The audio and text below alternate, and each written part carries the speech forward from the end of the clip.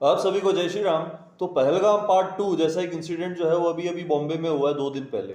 आप सबने कई बार देखा होगा, अक्सर जब आप ट्रैवल करते हैं किसी दूसरे शहर में जाते हैं, आपने अपने शहर में भी कई बार देखा होगा आप लोगों ने कि फ्लाईओवर के नीचे, फुटपाथ पे, या किसी रोड के किनारे, या किसी मैदान में, या किसी झुग्गी झोपड़ी जैसे एरिया में कब्जा करके तंबू डाल के कई सारे लोग रहते हैं। अब इनमें से कई सारे लोग जेन्युइन होते हैं जो बाहर से मजदूरी करने के लिए आते हैं, लेकिन आज के समय में हमें देखने को मिलता है कि अधिकांश जो ऐसे जो लोग होते हैं वो ज़्यादातर ये घुसपैठी टाइप के जो लोग होते हैं, जो बाहर से, बॉर्डर एरिया से, या किसी वहाँ से जिनके पास कोई पेपर नहीं होता, कोई डॉक्यूमेंट नहीं होता, जिन्हें वहाँ का लोकल एमएलए, लोकल नेता, लोकल एडमिनिस्ट्रेशन या कोई लोकल सरकारी ऑफिसर उन्हें वहाँ पे जो है गैर कानूनी तरीके से बसाने का प्रयास करता है। अब जैसे जैसे ये अपना संख्या बढ़ा लेते हैं और अपनी मतलब मशीन की तरह बच्चे पैदा करते जाते हैं और पूरे डेमोग्राफी चेंज करने का प्रयास करते हैं, तब ये जो है उस एरिया का सडनली क्राइम रेट हमें बढ़ने को मिलता है। आपने अक्सर देखा होगा। अब जैसे इस इंसिडेंट में भी ये हुआ मुंबई के मीरा रोड में, इसी तरीके का जो मैं बता रहा हूँ कि ऐसे किसी गैर कानूनी तरीके से रह रहा एक जिहादी, जिस कोई अंसारी है, अंसारी पसमंदा मुसलमान,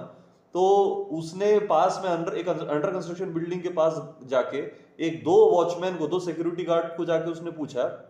जो हाथ में कलावा पहने हुए थे, कि कलमा पढ़ के बताओ। अब जब उन्होंने कलमा पढ़ने से मना कर दिया तो दोनों को बेरहमी से उसने कई बार, मल्टीपल टाइम्स उसने चाकू मारा, जिसमें से एक बहुत गंभीर है और एक जो है उसको ज्यादा नुकसान नहीं हुआ, उसको ज्यादा चोटें नहीं आई, तो वो सुरक्षित है। अब जब ये अरेस्ट हुआ, ये जो अंसारी है जिहादी, इसको जब अरेस्ट किया गया तो पता चला कि ये कई कई समय से आईएसआईएस से लिंक था, आईएसआईएस से इसका लिंक था, और ये जो है ऑनलाइन कोचिंग ले रहा था सुसाइड बॉम्बिंग के लिए और टेररिस्ट बनने के लिए। मतलब आप सोच सकते हैं कि मुंबई जैसे बड़े शहर में इतनी करोड़ों की आबादी है, the biggest metropolitan city in India, तो वहां के शहर के बीच में एक जिहादी जो है मीरा रोड जैसे पॉश एरिया में, वहां पे रह के आईएसआईएस की ट्रेनिंग ले रहा है और वहां पे टेररिस्ट बनने का पूरा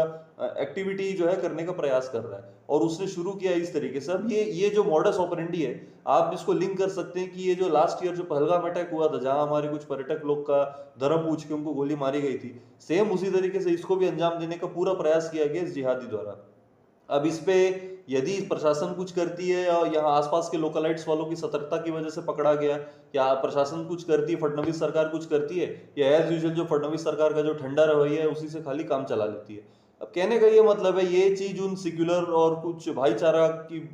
भाईचारे की जो राग अलापते रहते हैं उन नमूनों के लिए, कि देख लो भाई, एक तरफ आप तो निभा रहे हो भाईचारा, दूसरी तरफ ये आपके भाइयों का बना रहे हैं चारा। तो अब आप निर्णय ले लीजिए कि क्या करना है, और अपने क्षेत्र में सतर्क रहिए कि किस तरीके से, क्योंकि डेमोग्राफिक चेंज बंगाल में भी देख रहे हैं, बहुत बड़ी समस्या है। तो डेमोग्राफिक चेंज की वजह से आपको और आपके परिवार वालों को और पूरे समाज को और पूरे राष्ट्र को क्या क्या देखना पड़ सकता है, ये इसका बहुत बड़ा उदाहरण है। आप सभी को जय श्री राम।